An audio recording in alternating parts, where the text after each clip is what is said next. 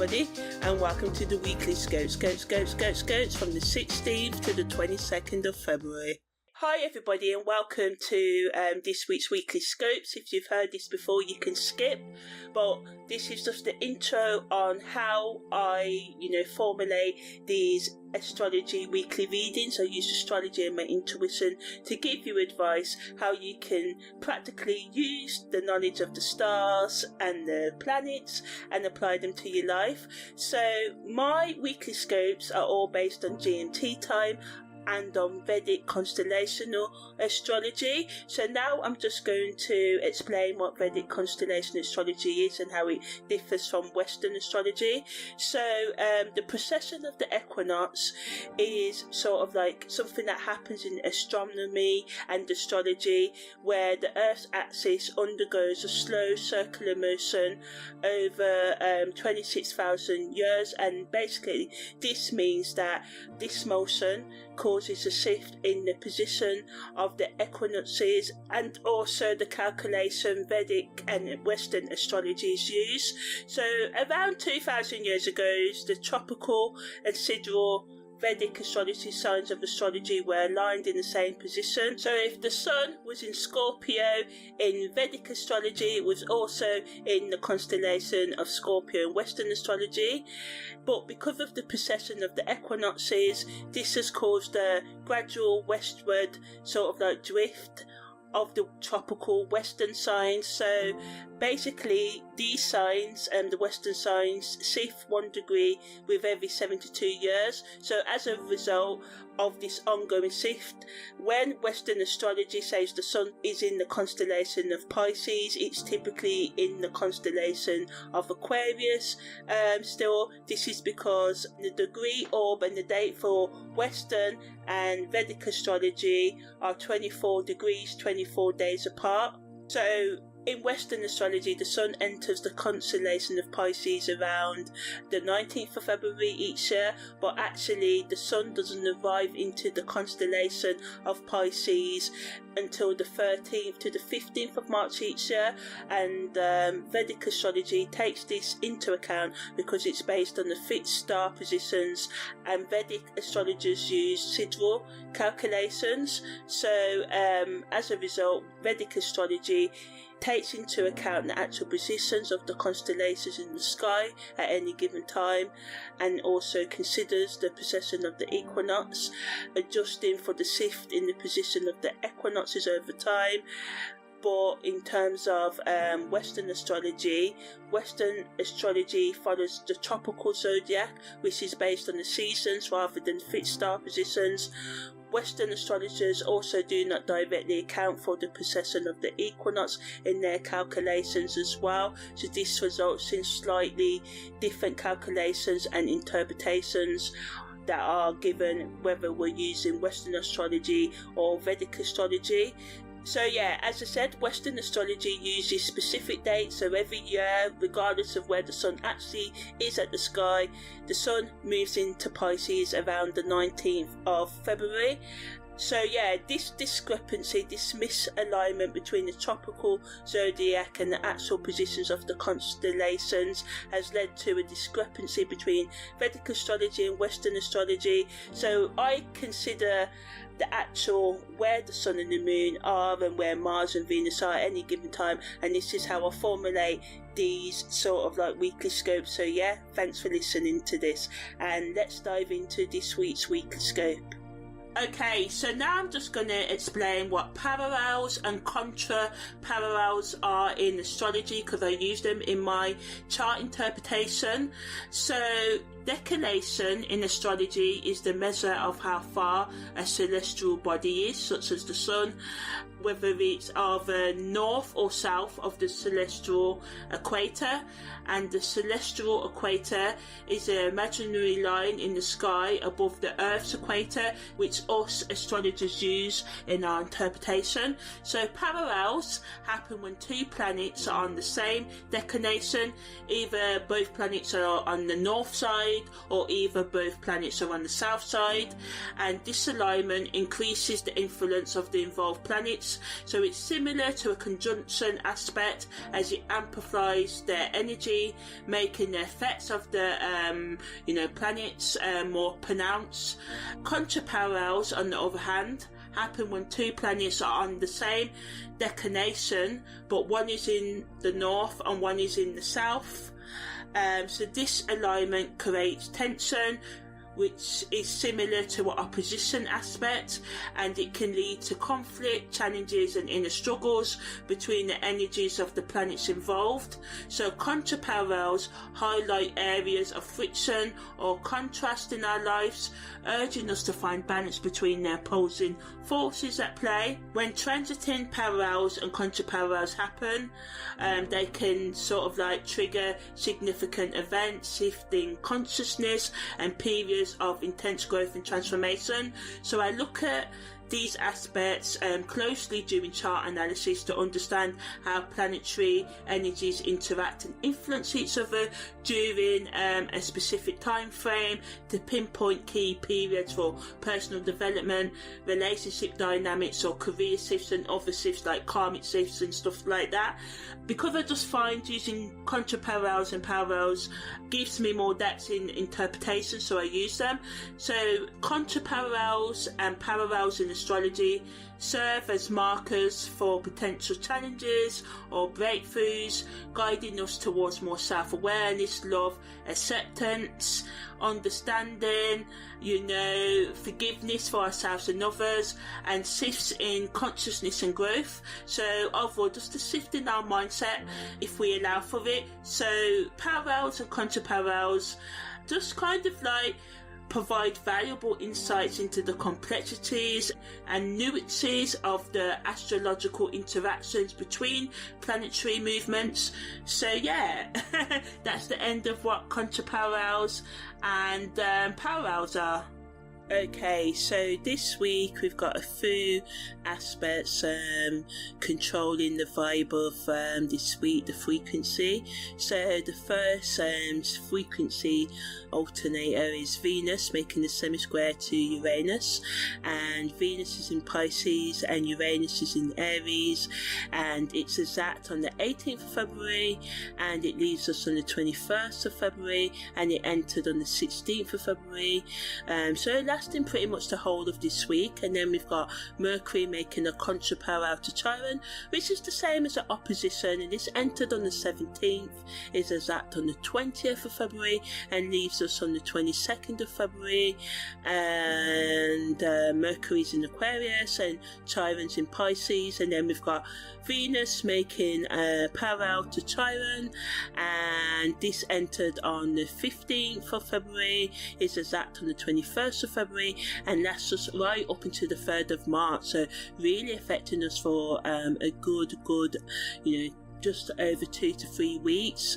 So Venus is semi-square to Uranus, as unpredictability is the main theme of this week, especially in our relationships and our creative plans. Venus is in Pisces and Uranus is in Aries, so this is sort of like, it brings about a desire for freedom and newness and love, art and values, but also it supports us in being more imaginative and open-minded. We may be more willing to embrace changes this week, and this can lead to invigorating, renewed, rejuvenating connections and unique creative expressions. You can write that really great poem or song, or design that great graphic novel or something like that. We can really just want to be spontaneous this week and break away from our routine and engage in new experiences and researching different cultures and being open to newness. But it brings a very restless, impulsive energy to our week, especially in our relationships, because we can be unpredictable, wanting new. It can break from the routine of our relationships, and one or both partners or anyone involved in the relationship can struggle to find the balance between a need for independence and the need for love, care and connection and commitment. So just try and be gentle with each other, be open-minded, put your cards on the table, don't be secretive, you know, state what you need. And I know, like, for some of you, you may feel like, oh yeah, but on Monday nights we always do this, and it may be hard to break from routine, but sometimes giving our partners a little bit of space, you know, can just really make the relationship stronger in the long run, you know. And sometimes trying to lock them in and not compromising can break and end the relationship. So psychologically, it wants us to explore our values in relation to our individuality and how our need to be individual align with our desire for intimacy and connection with others, you know. So we may just find ourselves questioning conformity, social norms. Why do we do the things? Why do you spend endless hours scrolling on social media and trying to follow trends and stuff like that? You know, these are the thoughts that may come to your mind, and you may just be like, I want to be more authentic in my personal expression. I want to be more like me rather than what a TikTok trend tells me to be, you know. On the spiritual and esoteric level, it pushes us to recognise the relationship between our inner values and the external world. It pushes insights about our relationship with freedom and attachment. It's a great energy for self-reflection, artistic exploration. It allows us to tap into our intuition while remaining open to new unconventional experiences that come up. Also, Mercury's contra-parallel to Chiron increases sensitivity this week, especially in the way we communicate and receive communication. It can heal aspects of our thoughts and words. We can experience a lot of healing through communication or repairing long-standing arguments with others this week as well.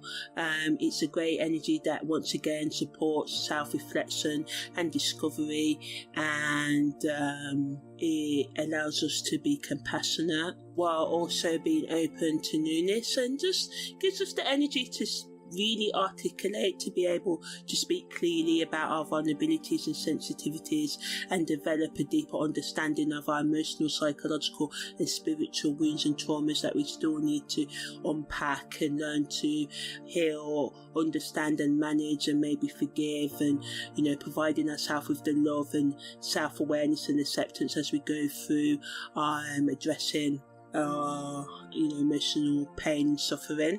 We may experience that discussing things with ourselves or with someone else and sharing insights with others can lead to next level profound revelations and insights into our pain, and it can just lead to just a deeper bond and a sense of togetherness, you know. But negatively, the tension that's created by this energy can create misunderstandings, and we can just feel overwhelmed when confronting deep-seated issues. It wants us psychologically to examine the narratives that we tell ourselves and others about our self-worth and, you know, our relationships. It highlights the importance of being compassionate in our communication and how communication can heal ourselves and others.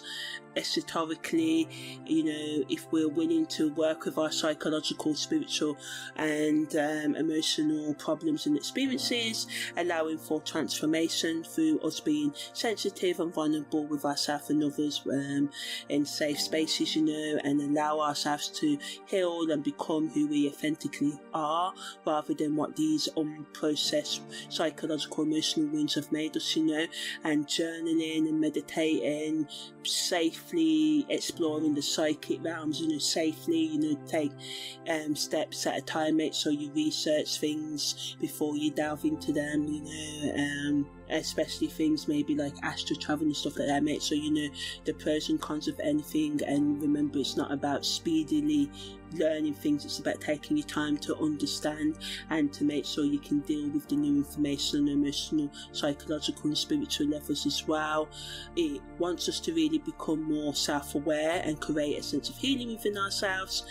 Also, Venus's parallel to Chiron allows us to deal with, supports us with being vulnerability, provides the energy for healing as well, especially helps us to deal with complex emotions and allows us to connect with others on a social level, so supports that togetherness I was just talking about, and us being understanding in our relationships. And it just really allows us to be more creative and explore themes of forgiveness, letting go of revenge and resentment and bitterness, and being open up to love, empathy and understanding in ourselves and in our relationships, and this can lead to significant healing.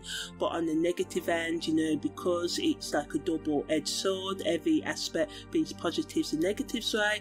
So we may just feel inadequate, people can be touchy and it can be overwhelming, so our communication can become impulsive and we can create misunderstandings and problems. So we just need to slow down and give each other grace, and try not to react angrily, but not to make anyone overstep your boundaries as well, but being understanding that the emotions may be coming out and they may not have meant to shout at you, they may just be so overwhelmed. Just giving each other grace and practicing active listening and safe spaces, but again, not letting anyone abuse you or nothing like that, not abusing others as well.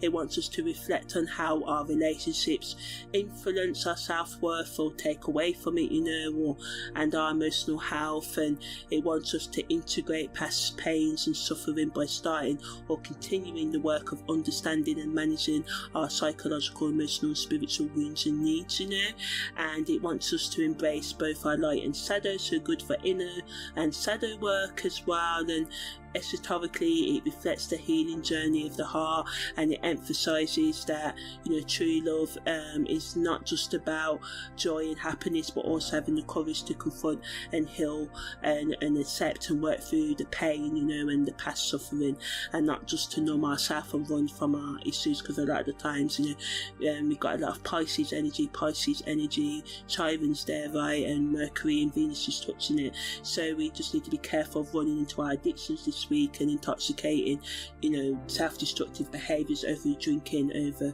Netflix and chilling and all of that, doing too much, overindulging our physical needs and ignoring our emotional and spiritual needs, so just make sure you do all you can to stay grounded this week. And even though because the Pisces energy's 12th house of self-undoing and secrets and lies can come out this week, and uncomfortable truths, but also provides that deep mystical healing, allowing us to tap into the intuitive, work through our subconscious pain, become self-aware of the things that we ignore that are actually causing big problems in our lives, and also stabilizing, giving us that ground and grace to make the changes that we need to bring more stability into our emotional, psychological and spiritual wellness, So yeah, that's the main influence this week. So on the 16th of February, the Sun makes a semi-sextile to the Moon's North Node, the Moon enters its disseminating moon phase, the Sun makes a semi-sextile to Neptune, and the Moon enters its void of course, right? So the Sun's in Aquarius and the Moon's North Node's in Pisces, and Neptune's in Pisces, so more Pisces energy coming into the week, so in the plus it allows us to really be in tune with new avenues, new experiences, new tools, opportunities that can increase our personal goals and our collective destiny and faith, so allowing us to work on our sense of direction, and it makes us more open to receiving guidance and wisdom from the universe or other people, and taking the initiative, going after what we really want, pursuing our goals, taking proactive, practical action. This disseminating moon phase supports us in sharing our experiences and insights with others and working with others as well. And this can help us mentor others or teach others or understand others, and just make solid plans for our future and really get a solid understanding of our own path in life. As the moon goes into Vedic Astrology, it goes into past the 15th degree of Libra, emotions can become more intense, and it's a good energy for transformation, but it's a very tumultuous, chaos energy, but the pain that it could bring or the upheaval can lead to deep self-reflection, understanding, love and release, and the Sun semi-sextile to Neptune supports us with our spiritual exploration, but we just need to watch out once again for escapism tendencies and sort of like just escaping into fantasy, ignoring red flags. We have to channel this ethereal energy into productive efforts, practical actions, and making space for both our personal and professional growth and connection and understanding with others. So on the 17th of February, Mercury makes a semi-square to Chiron. So, and remember the moon's in Libra, it allows us to work with our communication barriers and unresolved wounds. It brings deep-seated issues to the surface. It supports us in confronting our personal pain and misunderstandings within ourselves and in relationships as well. But our thoughts and feelings can clash, and this can add to the discomfort in expressing ourselves or accepting other people's self-expression right now, and this can add to the conflicts of this week as well. So we just need to make sure that we remain open and sensitive, as I said, and engage in open communication and self-reflection, and accept the discomfort that can come up, and by doing that we can get valuable insights, information about how we can heal, how we can support others, how we can navigate and overcome our life challenges. Try and be as calm and clear as you can in your communication.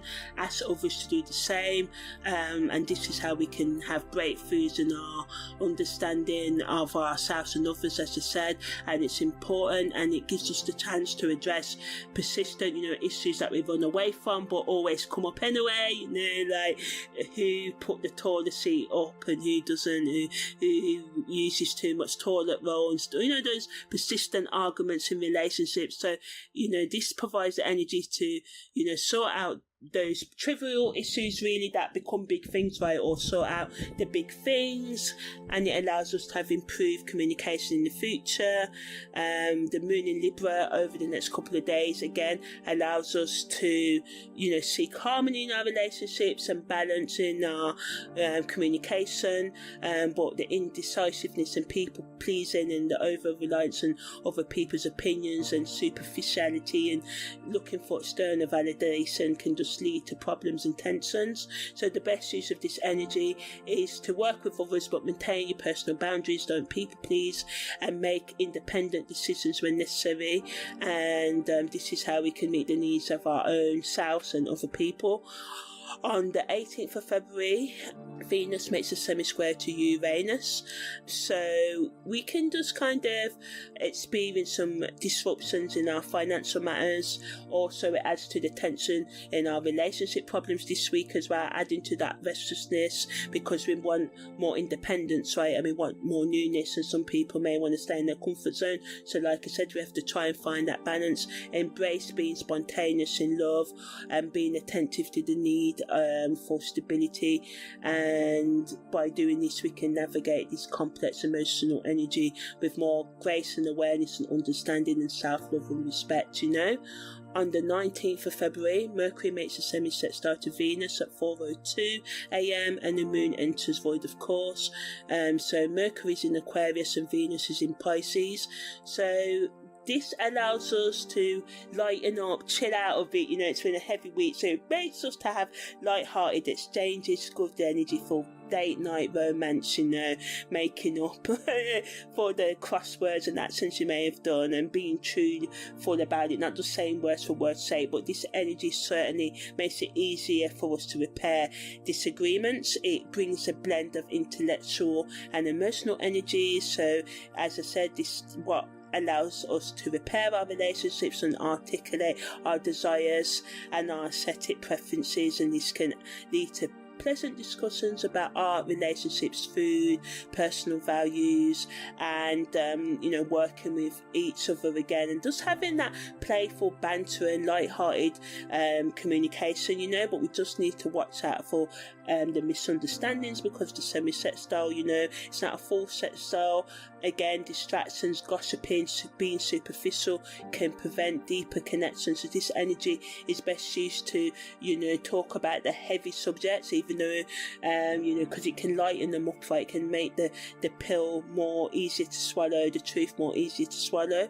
It allows us to be more sincere and honest and take the time to listen actively to each other. And this is how we can migrate, the potential friction, make it more nicer, and it's gives us the energy to have an open heart and a clear mind. And, if we really work with this energy, we can enrich, make our relationships better and just create a greater sense of unity and togetherness within ourselves, our relationships and our social friendships as well, On the 20th of February, the moon enters Scorpio at 1:20. Mercury makes a contra-parallel to Chiron, and I talked about this at the beginning of the week, and it happens at 8:27 a.m. today exact. The sun makes a sesquiquadrate to Mars, and the sun's in Aquarius and Mars is in Gemini. That's exact at midday today. Mercury's contra-parallel to Venus is also exact today at 3:38 p.m. Mercury makes a quintal to Uranus at 4:41, and Mercury's in Aquarius and Uranus is in Aries, and Mercury makes a square to Jupiter. And Jupiter's in Taurus. So the moon in Scorpio today allows us to be intense in our feelings, and we may be drawn towards the deeper, more intense things in life, and wanting to listen to intense podcasts and read intense books and watch intense shows and just do intense things. The best use of this energy is to explore your inner world and really go deep into your self-reflection techniques.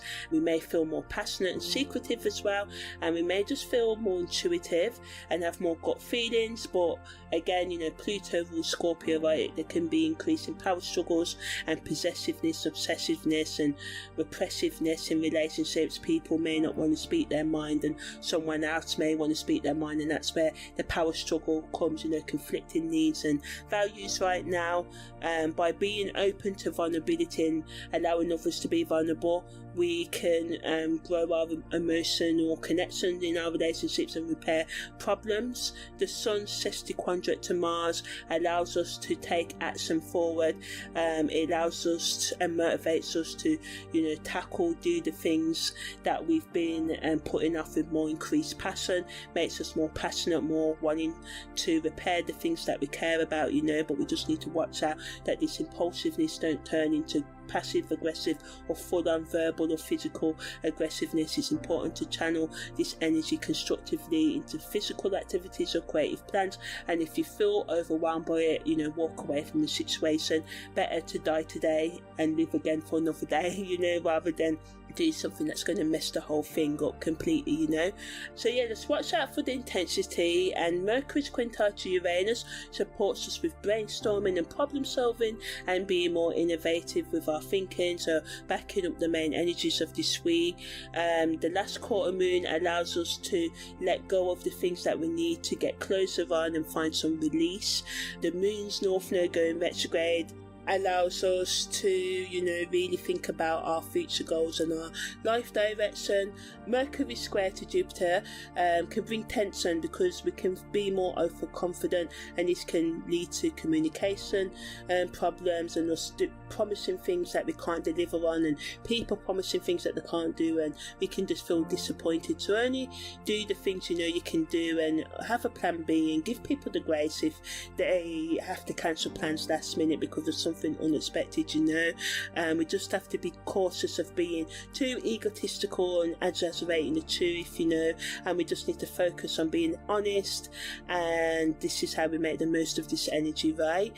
On the 21st of February, the sun makes a semi-sextile to Pluto, and the sun's in Aquarius and Pluto's in Capricorn. Venus's exact parallel to Chiron happens at 1:17, and the sun's semi-sextile to Pluto allows us to focus on our self-empowerment and personal growth, and it wants us to confront any long-lasting fears or issues that have been holding us back, and it can help us uncover hidden strengths and motivations, which can be good for solving problems in our relationships and within our own thought processes, right?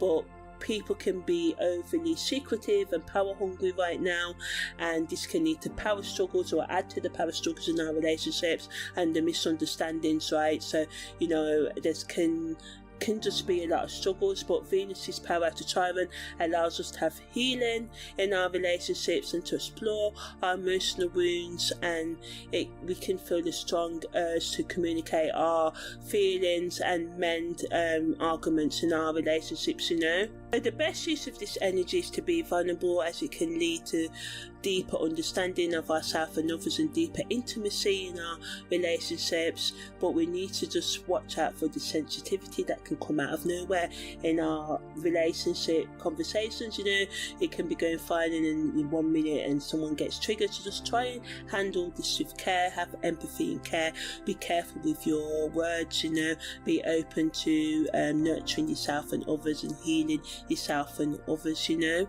On the 22nd of February, the moon enters Sagittarius, so this allows us to be more optimistic and explore and to seek out new experiences and things.